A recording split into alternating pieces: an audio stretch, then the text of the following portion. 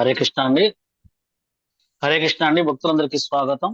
ఈరోజు మనము ఆ పురుషోత్తమ సందర్భంగా దేవాది దేవుడు శ్రీకృష్ణ భగవానుడు 41వ అధ్యాయము ఆ శ్రీకృష్ణ భగవానుడు మధురా నగర ప్రవేశం అనే యొక్క అధ్యాయం గురించి మనం చర్చించుకుందామండి.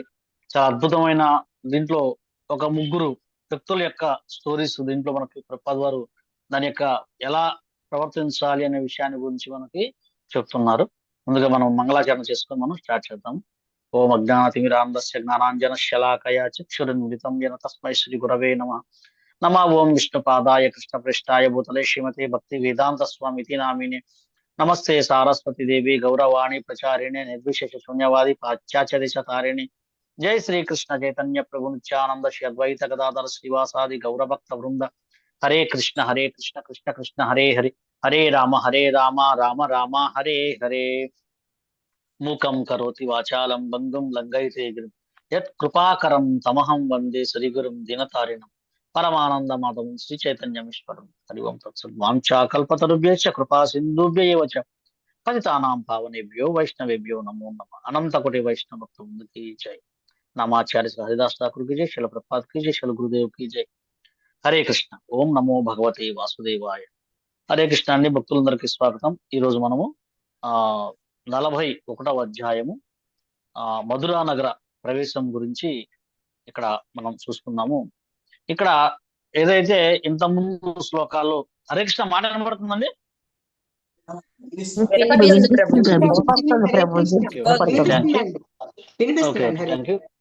ఓకే, మనము మధుర దాంట్లో 41వ అధ్యాయం మనం చర్చించుకుంటున్నామండి.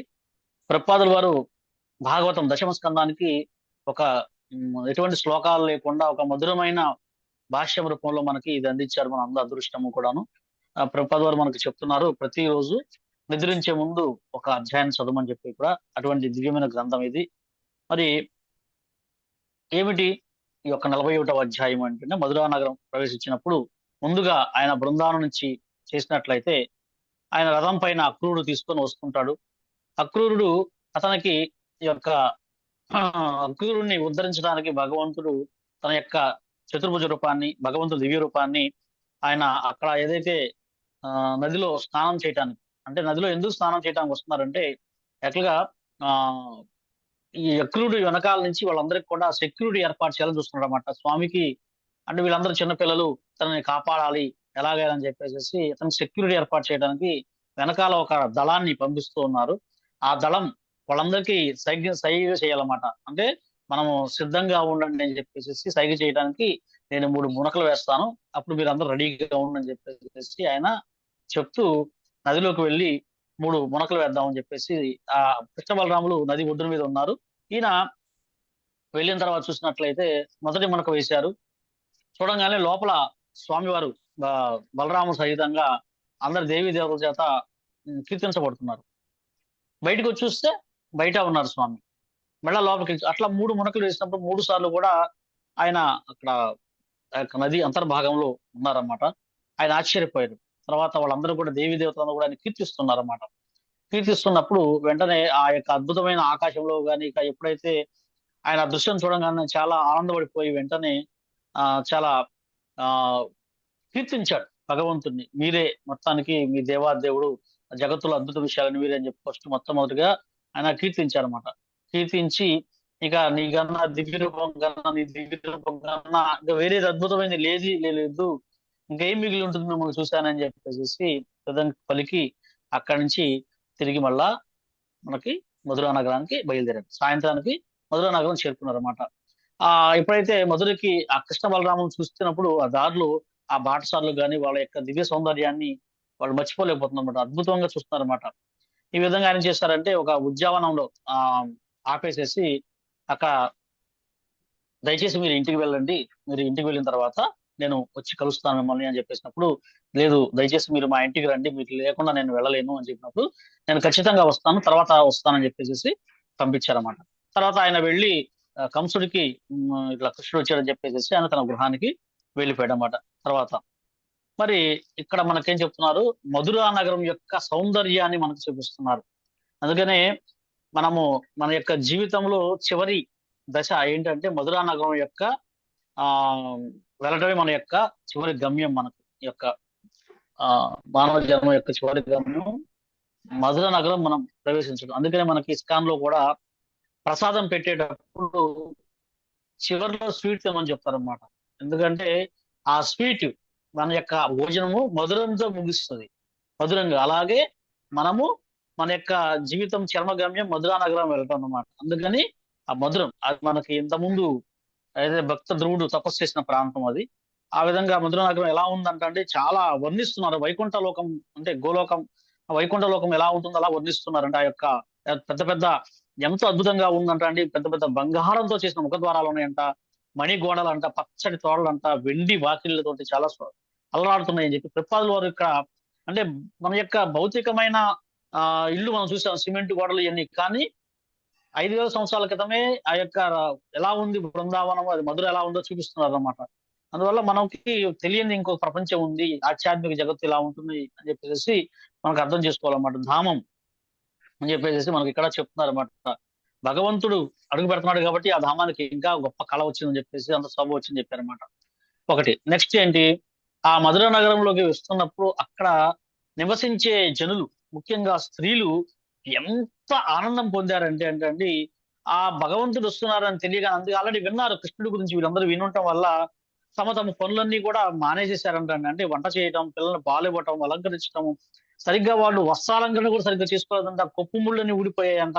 ఆ తర్వాత పిల్లలకి పాలిచ్చే వాళ్ళు కూడా సగం వదిలేసి వచ్చేసారంట. ఒక కాటుకు ఒక కంటికి కాటు పెట్టుకున్నారంట, రెండో కంటికి కాటు పెట్టుకోలేదంట, బొట్టు సరిగ్గా పెట్టుకోలేదంట. ఆ విధంగా వాళ్ళు పరిగెత్తుకుంటూ భగవంతుడు ఎలా వస్తున్నాడు అని చెప్పేసి వాళ్ళు ఎంత అంటే ఒక ఒక అక్కడ ప్రభుపాద వారు వివరిస్తున్నారు, ప్రతి విషయాన్ని వివరిస్తున్నారు ఇక్కడ. ఒక స్త్రీ కాలి గజ్జెలు సరిగ్గా కట్టుకోలేదు, కర్ణకుండరాలు సరిగ్గా పెట్టుకోలేదు అని చెప్పేసి ఆ విధంగా అంటే వాళ్ళు ఎలా వస్తున్నారంట, మత్త గజంలో మత్త గజంలో ఆ గజేంద్రుడు ఎలాగ వస్తున్నాడో ఆ విధంగా గోపబాలులతో కలిసి ఆయన చాలా అద్భుతంగా వస్తున్నారని చెప్పేసి మనకి ఇక్కడ ప్రభుపాదులు అత్యంత అద్భుతమైన భాష్యాన్ని మనకి ఇస్తున్నారు అన్నమాట. ఆ విధంగా వాళ్ళని చూడంగానే వాళ్ళందరికీ రోమాంచితం అయిపోయిందంట. ఎంతో ఆ వాళ్ళు చూడంగానే ఆహా, ఈ గోపికలు ఎంత అదృష్టవంతురాలు, ఇన్ని సంవత్సరాల నుంచి ఈ యొక్క మంగళ స్వరూపాన్ని చూస్తున్నారు, ఈ కృష్ణుని చూస్తున్నారు అని చెప్పేసి వాళ్ళందరూ కూడా ఉన్నారన్నమాట. అట్లా వాళ్ళందరినీ కూడా తన యొక్క చిరునవ్వుతోటి అలా చూస్తూ వాళ్ళందరినీ కూడా ఆనందింప చేశారు. ఆ చిరునవ్వుతోనే వాళ్ళందరూ కూడా ఆలింగనం చేసుకున్నారని చెప్పేసి మనకి ఇక్కడ చెప్తూ ఉన్నారన్నమాట. అప్పుడు మరి ఆయన వెళ్తూ వెళ్తూ ఉన్నప్పుడు మొట్టమొదటిగా ఒక రజకుడు వచ్చారంటండి. ఆ రజకు అంటే చాకలి వాడు ఏం చేశాడంటే రంగురంగు వస్త్రాలతోటి, రాజవస్త్రాలతోటి ఆయన మూటతో ఎదురయ్యాడనమాట. అప్పుడు కృష్ణుడు ఎంతో వినయంగా, అయ్యా దయచేసి మాకు మా స్నేహితులకి కొన్ని వస్త్రాలు ఇవ్వండి, అందువల్ల నీకు శ్రేయస్సు కలుగుతుంది అని చెప్పేసి ఎంతో వినయంగా భగవంతుడు అడిగాడు. ఆయనకు అవసరం లేదండి, కానీ ఏంటంటే ఆ యొక్క లీల చూపించడానికి కోసము తన స్నేహితులు ఆనందపరచడానికి కూడా ఆయన ఆ విధంగా ఇచ్చినప్పుడు వెంటనే ఏం చేశారంటే చాలా అహంకారంతో మాట్లాడాడు ఆ చాకలి వాడు. నిజంగా చెప్పాలంటే అక్కడ ఉన్న అందరూ కూడా ఆయన సంతోషపడుతున్నారు, కానీ కొంతమంది ఒప్పుకోరండి భగవంతుని. అట్లాంటి ఆ యొక్క కంసుడి యొక్క దూత, ఆయన దాసుడు అన్నమాట ఆయన. అందుకని ఆయన మెచ్చలేదు. మెచ్చకుండా అతను చాలా ఆ ఆగ్రహంగా మాట్లాడాడు, చాలా తక్కువగా మాట్లాడమాట. అసలు నువ్వు రాజుగారి వస్త్రాలు అడిగేంత సిగ్గుమాలి పని ఎలా చేశావు, నువ్వు వెళ్ళిపో ఇక్కడి నుంచి, లేకపోతే రాజభటులు దండిస్తారని చెప్పేసి చాలా తీవ్రంగా మందలించాడనమాట. అప్పుడు అతని యొక్క అహంకారపూరితమైన మాటల కోసం భగవంతుడు చేశాడండి, తన యొక్క కరభాగంతో అంటే తన యొక్క వేలి కొనలతో అతని యొక్క శిరస్సు ఖండించేశాడు, వేరు చేశాడు. ఇక్కడ మనం ఏం చేస్తున్నామండి, భగవంతుడి యొక్క ఆ యొక్క చెప్పాం కదా, భగవంతుడు షడైశ్వర్య పూర్ణుడు అని చెప్పేసి. అలాగే బ్రహ్మదేవుడు చెప్పాడన్నమాట, అంగాని యశ్చ సకలేంద్రియ వృత్తిమంతి, ప్రతి అంగము ప్రతి కార్యము చేస్తుంది. ఆయనకేమి కత్తులు కటాలు కూడా అక్కర్లేదు.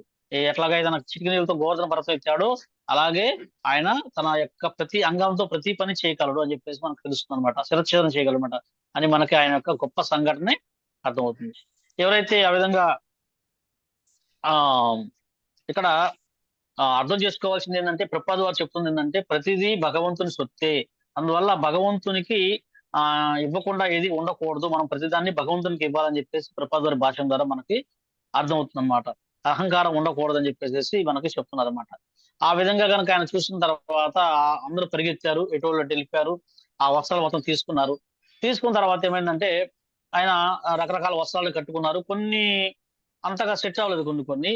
ఆ విధంగా వెళ్ళిన తర్వాత దారిలో ఒక దర్జీవాడు ఏం చేశారంటే ఆ యొక్క వస్త్రాలన్నీ కూడా సరిగ్గా కృష్ణ భగవానుడు సరిపోయే విధంగా అతను చక్కగా కుట్టి తన స్నేహితులందరూ కూడా కుట్టే ఆ సేవను ఆయన స్వయంగా స్వీకరించాడు.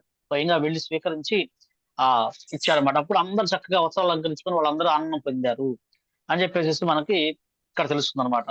తర్వాత ఏమవుతుందంటే మరి అతని యొక్క సేవకి సంతోషపడి ఆయనకి తరువాత అతనికి సాయుధ్య ముక్తిని అంటే భగవంతునితో పాటు నివసించే యొక్క ముక్తిని ప్రసాదించాడని చెప్పేసి మనకు అర్థమవుతుంది అనమాట.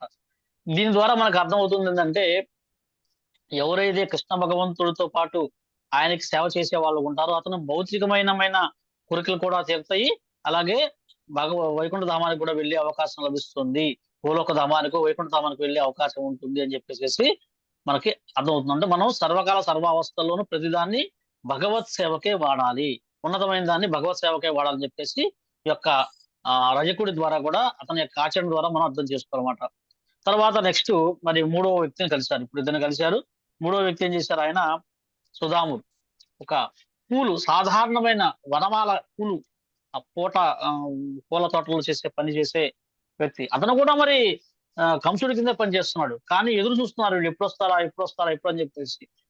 అప్పుడు ఆయన చాలా వినయంగా, స్వామి నా ఇంటికి వచ్చావు, తర్వాత మరి నా యొక్క పితృదేవతలు వాళ్ళందరూ కూడా వాళ్ళకి కర్మలన్నీ పోయినాయి అని చెప్పేసి ప్రసన్నులు అవుతున్నారు, వాళ్ళు తరిస్తారని మేము కోరుకుంటున్నాం అని చెప్పేసి ఆయన కూడా కీర్తించారు. ఎందుకంటే ఆయన శ్రవణం చేశాడు ఇంతకుముందు కృష్ణ భగవాన్ యొక్క లీలల గురించి, వీళ్ళందరి గురించి ఆయన వచ్చే భక్తుల ద్వారా ఆ మధుర వచ్చిన వాళ్ళందరి గురించి విన్నారు. అందుకని ఆయన కీర్తిస్తున్నాడు, దయచేసి నీవే శత్రుమిత్రుల మధ్య ఎటువంటి భేదాన్ని చూపించవు, నువ్వు వారి యొక్క భక్తి యోగానికి మెచ్చి శ్రేష్టమైనది ఇస్తావు. అందువల్ల దయచేసి మరి నేను వేడుకుంటున్నాను, మీకు ఏమి కావాలో దయచేసి మీరు ఇవ్వండి, అదే ఏమి ఇస్తా నేను, ఏం కావాలో దయచేసి అనుగ్రహించండి అని చెప్పేసి కరుణ చూపించండి నా పట్ల, మీకు ఏం కావాలో చెప్పండి స్వామి అంటే ఒక దివ్యమైన మాలల్ని ఆయన అడిగారు. అందుకని అతి ప్రసన్నులయ్యి అతను భగవంతుడు ఎంత సంతోషపడతారంటే ఆయన భక్తులు అంటే చక్కగా ఆ యొక్క పూమాలను ధరించిన తర్వాత ఆయనకి నీకేం వరం కావాలని కోరుకున్నప్పుడు ఆయన చెప్పాడు మరి సర్వకాల సర్వావస్థల్లోనూ కూడాను నేను మీ పాదాల దగ్గరే ఉండాలి, మీ భక్తే చెయ్యాలి అని చెప్పేసి నిశ్చలమైన నీ ప్రేమ ఉండాలని చెప్పేసి ఆయన కోరుకున్నాడు అన్నమాట. అప్పుడు అతనికి అఖండమైన ఆరోగ్యాన్ని ఐశ్వర్యాన్ని అన్ని కూడా ప్రసాదించారు. అందువల్ల మనకి ఈ మూడు ఉదాహరణల ద్వారా మనం ఏం నేర్చుకోవాలండి? మధురా నగరంలో ఇప్పుడు మనం మూడు ఉదాహరణలు చూస్తున్నాం. ముగ్గురు వ్యక్తులు కలిశారు బృందావనంలో. మధురాల రాగానే ఒక చాకలి వాడిని చూశారు, ఒక దర్జీ వ్యక్తిని, అలాగే ఒక సుధాముణ్ణి. భగవంతుడు అర్థం చేసుకోవాలి, ఆయన భావగ్రాహి జనార్దన అంటారు. భగవంతుడు ఏదైనా మన ప్రేమను చూస్తాడు, కానీ మన యొక్క ఐశ్వర్యాన్ని, మన యొక్క ఆర్భాటాన్ని ఆయన చూడడు, అవసరం లేదు, ఎందుకంటే ఇచ్చేదంతా ఆయనే. అందువల్ల మనం ఏం చేయాలంట, మరి ముగ్గురులో ఒకళ్ళు దర్జీవాడు, వీళ్ళందరూ కూడా వాళ్ళే పండితులు కాదండి, వాళ్ళు ఎటువంటి ధనవంతులు కాదు, ఐశ్వర్యవంతులు కూడా కాదు అనమాట. వాళ్ళు చేసేది ఏంటి, బట్టలు కొట్టడం, పూమాలలు చేయటం వంటి సాధారణ సేవ చేసేవాళ్ళు అనమాట. అందువల్ల మనం అర్థం చేసుకోవాలి. ఇందాక మనం 3.29 శ్లోకం చదువుకున్నట్టుగా కలత పెట్టకుండా వాళ్ళు చేసే యొక్క వృత్తుల్ని భగవత్ సేవలో ఉపయోగించమని మనం చెప్పాలన్నమాట. అది మనం ఇప్పుడు నేర్చుకోవచ్చు అనమాట. ఇక్కడ మనం అర్థం చేసుకోవాలి ఇంకో విషయం, అహంకారము, వినయం ఏది భగవంతుని సంతృప్తి పరిచిద్ది అనే విషయాన్ని మనం అర్థం చేసుకోవాలన్నమాట. అందుకని మనము అహంకారంతో ఎవరైతే ఉన్నతమైన పదవి ఉందనో, అందం ఉందనో, ఐశ్వర్యం ఉందనో, చదువు ఉందనో, ఇలాగ అహంకారం పోకూడదు అని చెప్పేసి ఇక్కడ మనం ఈ ఇద్దరు భక్తులు కూడా, ఇద్దరు దర్జీ వారు మరియు సుధాములు వారు ఆయన పుమాలు చేసి ఆయన వాళ్ళు భక్తులు ఎలా ఉండాలో వాళ్ళు చూపించారు ఆదర్శంగా. అంటే ఏంటంటే అర్థం చేసుకోవాల్సింది, ఆ వైష్ణవ సాంగత్యం కావాలి మనకి, జీవకారుణ్యం కావాలి, అనన్యమైన భక్తి కావాలని చెప్పేసి ఇద్దరు యొక్క స్టోరీ ద్వారా మనకి అర్థమవుతుందన్నమాట. అందువల్ల మనము ఈ ఇద్దరు స్టోరీస్ ద్వారా మనం అర్థం చేసుకోవాల్సింది ఏంటంటే, అయ్యా కృష్ణుని మనం కోరుకోవాలండి. ఈ బృందావన మధురాలోకి ప్రవేశించడం అనేది ఒక ఏదో చారిత్రాత్మక ఘట్టం కాదండి. మనము భగవంతుణ్ణి మన హృదయ మధురలోకి, హృదయం అనే ఈ యొక్క బృందావనంలోకి మనము ఆహ్వానించాలంటే మనము ఏం చేయాలంటే, అయ్యా దయచేసి నా హృదయంలో ఎన్నో ఆ ఇటువంటి రజకులు లాంటి ఎన్నో అహంకారాలు ఉన్నాయి. దయచేసి ఆ మన చౌరాస్త్రం కూడా పడుతున్నాం అనమాట. అంటే ఏంటి, నా హృదయ కుహరంలోకి మేము ప్రవేశించి వీళ్ళందరినీ ఖండించి వేసేయండి. మీరు ఖండించేసేసి నా యొక్క అహంకారాన్ని, అన్ని రకాల దుర్గుణాలను తొలగించండి అని చెప్పేసి మనం చెప్పుకోవాలి. అలాగే ఈ యొక్క సుధాముడిలాగా మన తర్వాత దర్జీవాలాగా భగవంతునికి నిస్వార్థమైన సేవ చేయాలి అని చెప్పేసి, అలాగే మనకున్న నైపుణ్యాన్ని, మనకున్న వనరుల్ని కృష్ణ సేవలో ఒక యజ్ఞం లాగా భావించాలి, యజ్ఞం లాగా వినియోగించాలి అని చెప్పేసి ఎలా ప్రవర్తించాలో మనకి ఈ యొక్క శ్లోకం ద్వారా మనకి ఈ యొక్క మధుర నగర ప్రవేశం అనే ఈ సుప్రసిద్ధమైన ఘట్టం ద్వారా మనకు అర్థమవుతుంది అనమాట. వాళ్ళలాగా మనం కూడాను మనకున్న నైపుణ్యం కానీ, మనకున్న వనరులను కానీ, ఇప్పుడు ఏదన్నా కొత్త పంట వేసాను నన్ను, ఇప్పుడు సపోజు ఆ ఎండాకాలం వచ్చింది, స్టార్టింగ్ లో మంచి పుచ్చకాయలు వచ్చింది, అది మామిడికాయలు వచ్చినాయి. అవి తీసుకెళ్లి ఫస్ట్ నివేదన చేయాలి. ఇప్పుడు నేను నసరాపేటలో ఉన్నాను, మ్యాంగో ఫెస్టివల్ అని చెప్పి చేశారండి. ఎంత అద్భుతంగా ఉందంటే మొత్తం మందిరాన్ని మొత్తం మామిడికాయలతో నింపేశారు. బంగినపల్లి మామిడికాయలు, పుచ్చకాయలతోటి. అసలు చూసిన భక్తులందరూ ఆశ్చర్యపోయారు. కొంతమంది ఆ అలంకరణకే వాళ్ళ హృదయం కొల్లగొట్టుకోబడింది అనమాట. అంటే ఏంటంటే, మనకి ప్రతి సీజన్ వస్తుంది, సీజన్ రాగానే మనం పిల్లలు కూడా అలవాటు చేయాలి. అయ్యా ఫస్ట్ కొనిపెట్టేసి భగవంతుడు కల్పించాలి. ఇప్పుడు రేపు స్కూల్ ఓపెన్ చేస్తున్నారు, పిల్లలకు మనం నేర్పించాలి. వాళ్ళకి కొనిపెట్టి ఆ స్కేల్ కానీ, పెన్సిల్ కానీ ఏదైనా తీసుకెళ్లి భగవంతుడు కల్పించాలి. విద్య అప్పుడు ఆటోమేటిక్ విద్య వస్తుంది. ఆ విధంగా మనం కూడా మన జీవితంలో మనం ఆచరించి చూస్తూ ఉన్నట్లయితే మన చుట్టుపక్కల వాళ్ళు, పిల్లలు అందరూ కూడా వాళ్ళందరూ నేర్చుకుంటారు. ఆహా, భక్తిలో ఇలా చేయాలా, మనం ఎక్కడికి పారిపోక్కర్లేదా, మనం ఏది వదిలేయక్కర్లేదా అని చెప్పేసి ఆ విధంగా చేయడానికి మనం ప్రయత్నం చేస్తూ ఉంటే భగవంతుడు ఖచ్చితంగా, ఆయన ఇక్కడ చెప్పినట్టుగా భావగ్రాహి జనార్దన, ఆయన ఖచ్చితంగా సంతోషపడతాడని చెప్పేసి ఈ యొక్క దశమ స్కందంలోని 41వ అధ్యాయం ద్వారా మనకి అర్థమవుతుంది. హరే కృష్ణ. ఈ రోజు యొక్క కృష్ణ కథ మనం చర్చించుకున్నాం. పురుషోత్తమ మాసం సందర్భంగా అద్భుతమైన విషయాలు మనం చర్చించుకోవడానికి అవకాశం లభించింది. హరే కృష్ణ. ఏదైనా డౌట్స్ ఉంటే ఈ గ్రంథం మీద ఒకటి రెండు ప్రశ్నలు అడగచ్చు. హరే కృష్ణ. ప్రభుజీ మీరు చెప్పినట్టుగా ఈ రోజు మాయాపూర్ లో కూడా రాధాకృష్ణులను చక్కగా పళ్ళతోటి వనంలో అలంకరించారు ప్రభుజీ. ఈ రోజు అదే సన్నివేశం మేము చూసాం ప్రభు. ఈ రోజు మీరు అదే విషయాన్ని చెప్పారు, భలే ఆనందంగా అనిపిస్తుంది. హరే కృష్ణ ప్రభు. Okay okay. హరే కృష్ణ. వాళ్ళే కదండి మన బృందావనం, మన ఇల్లు ఒక బృందావనం అండి. మనం నడిచే బృందావనం, భక్తులు ఎవరైతే ఉన్నారో నడిచే బృందావనం, మన ఇల్లు బృందావనం, మన యొక్క పేట బృందావనం, మన సమాజం బృందావనం, మన దేశ బృందావనం మారాలంటే ఇప్పుడు ఒక అలంకరణ చేసి చక్కగా మీ పక్కన పిలవండి, అలంకరణ చేయండి. ఆహా, ఈ విధంగా కూడా డెకరేషన్ చేయొచ్చా భగవంతుడికి అని చెప్పేసి వాళ్ళందరూ ఆశ్చర్యపోతారు అన్నమాట.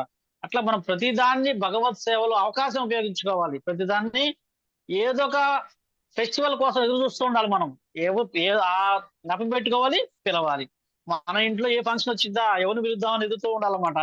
ఆ విధంగా ప్రచారం కూడా చేస్తూ ఉన్నట్లయితే చాలా అద్భుతంగా కూడా మనకి అవకాశం ఉంటుందన్నమాట. మేము మా పాపది మెచ్యూర్ ఫంక్షన్ జరిగిందండి. మెచ్యూర్ ఫంక్షన్ జరిగినప్పుడు ఏం చేసామంటే, పెద్ద స్టేజీ వేసాము, పిల్లల్ని కూర్చోబెట్టాము, పాపను కూర్చోబెట్టాము.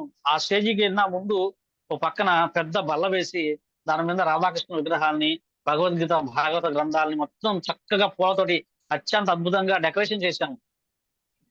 మండపం వెనకాల డెకరేషన్ సింపుల్ గానే ఉంది, ఇక్కడ డెకరేషన్ బాగా చేసేసి అందరు వచ్చిన అందరి చేత కూడా ఏం చేయించామంటే, మేము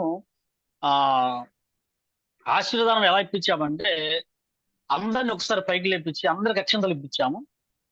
హరే కృష్ణ మహామంత్రం చెప్పించాము 3 సార్లు. హరే కృష్ణ మహామంత్రం చెప్పించేసేసి ఈ హరే కృష్ణ మహామంత్రాన్ని అందరి చేత అక్షంతలుగా ఆ చిన్నారికి వేపించేసేసి ప్రతి ఒక్కళ్ళు కూడా ఆశీర్వదించడము. అక్కడ భగవంతునికి వెంటనే అక్కడ పూలు పెట్టేసేసి పూల ద్వారా వాళ్ళకి ఏదో విధంగా ఆ భగవంతుని యొక్క చేయటము. తర్వాత మేము కీర్తన చేయటం. అంటే నేను ఎందుకు చెప్తున్నానంటే, ఇదంతా కూడాను మనకి చూసి నేర్చుకుంటే ఇంకొకరు నేర్చుకుంటారు. మేమేం చేసామంటే, మా పాపని ఆ మందిరంలోకి అందరూ మెచ్యూర్ ఫంక్షన్ ఎట్లా చేసాం, అందరూ చేసేదే, మేము కూడా చేసాము. హరే కృష్ణ కీర్తన తోటి లోపలికి ఆహ్వానించాం. చాలా మంది ఆశ్చర్యపోయారు, ఇది ఏంటిది, ప్రతిదానికి వీళ్ళు హరే కృష్ణ అంటున్నారు ఏంటి ప్రతిదానికి అని చెప్పేసి. తర్వాత భక్తులను పిలిచి చక్కగా మేమేమి వేరే ఆర్కెస్ట్రా పెట్టకుండా కీర్తన చేపించాం, చక్కగా డాన్స్ చేసాం. అక్కడ భక్తులందరి చేత డాన్స్ చేపించాం అనమాట. అట్లాగే ఆడవాళ్ళకి క్విజ్ పెట్టాము, కృష్ణ కథ మీద, కృష్ణ వాటి మీద, భాగవతం మీద క్విజ్ పెట్టి వాళ్ళకి చిన్న చిన్న ప్రైజ్లు ఇవ్వటం. అంటే ప్రతిదాన్ని కృష్ణ చైతన్యంలో మనం కనుక చేసినట్లయితే మిగతా భక్తులు కూడా ఆశ్చర్యపోతారు. మేము ఒక ఫంక్షన్, మా దీక్ష తీసుకున్న భక్తుడే, వాళ్ళు బాగా డబ్బున్న వాళ్ళు, వాళ్ళు ఫంక్షన్ చేసి, వాళ్ళ అబ్బాయి మ్యారేజ్ అండి. అంత పెద్ద మ్యారేజ్ కూడా ఏం చేయలేదండి. ఆ యొక్క మండపం ఖరీదే 3 లక్షలు ఖరీదు ఉంటుంది అనమాట. చిన్న స్టేజ్ చేశాడు, హరే కృష్ణ కీర్తన పెట్టాడు, అంతే, ఇంకేం లేదనమాట. అందరూ కూడా చాలా కదలేదండి, ఎవరు కూడా కదలేదు. అందువల్ల మనం అర్థం చేసుకోవాల్సింది ఏంటంటే, చక్కగా ప్రతిదాన్ని, మనకున్న వనరుల్ని, మనకున్న కళల్ని కృష్ణ చైతన్యంలో గనక మనం కృష్ణ పరిచర్యం చేసినట్లయితే ఆయన భావగ్రాహి జనార్దన చాలా సంతోషపడతారు, ప్రభుపాద వారు సంతోషపడతారు, తద్వారా కృష్ణుడు కూడా సంతోషపడతారు. ఎందుకంటే ప్రతి చిన్న అవకాశాన్ని మనం కృష్ణ చైతన్య ప్రచారానికి ఉపయోగించుకోవచ్చు అని దీని ద్వారా తెలుస్తుంది. హరే కృష్ణ. హరి హరి బోల్ ప్రభుజీ, చాలా అద్భుతంగా విషయం చెప్పారు ప్రభుజీ. హరి బోల్. చాలా బాగుంది ప్రభుజీ. హరే కృష్ణ. బాగుంది ప్రభుజీ, చాలా బాగా చేశారు. చూస్తుంటేనే హరే కళ్ళకి కట్టినట్టు ఉంది. ఎక్కడ మీరు స్టేజ్ పెట్టారు, ఎక్కడ అమ్మాయిని కూర్చోబెట్టారు అన్నట్టు అలా వెళ్ళిపోయాం. ఓకే. అందువల్ల కనీసం మనం మన ప్రతి ప్రోగ్రామ్ విధంగా చేసుకుంటే, ప్రతి ఒక్కరు అలా చేసాం అనుకోండి, ఏమవుతుంది, సమాజం అంతా ఆనందం అయిపోతుంది. చూడండి, ఒక ఫంక్షన్కి వెళ్ళా కానీ కృష్ణ చైతన్యవంతులైన ఫంక్షన్కి వెళ్తే ఒక మందిరానికి వెళ్ళిన అనుభూతి కలుగుతుంది వాళ్ళందరికీ కూడా. చక్కగా చాలా మంచి సలహా ఇచ్చారు ప్రభుజీ, మంచి సలహా ఇచ్చారు, మంచి ఆలోచన కూడా చెప్పారు ప్రభుజీ. ధన్యవాదాలు ప్రభుజీ. ఈ ఫంక్షన్ ఎక్కడ జరిగేది ప్రభుజీ? హైదరాబాదా? గుంటూరు మాత. గుంటూరులో నాగార్జున యూనివర్సిటీలో చదివిన ప్రభుజీ నేను. అవునా? Okay organic. Okay okay okay అండి, మనం ఈ రోజు ఇక్కడతోటి కృష్ణ కథ ముగిద్దామండి. వాంఛాకల్పతరుభ్యశ్చ కృపాసింధుభ్యో చ పతితానాం పావనేభ్యో వైష్ణవేభ్యో నమో నమః. అనంత కోటి వైష్ణవ భక్తవృంద की जय, नामाचार्य हरिदास ठाकुर की जय, शील प्रभुपाद की जय, शील गुरुदेव की जय, निताय गौर प्रेमानंदे हरि हरि बोल. హరే हरे कृष्ण.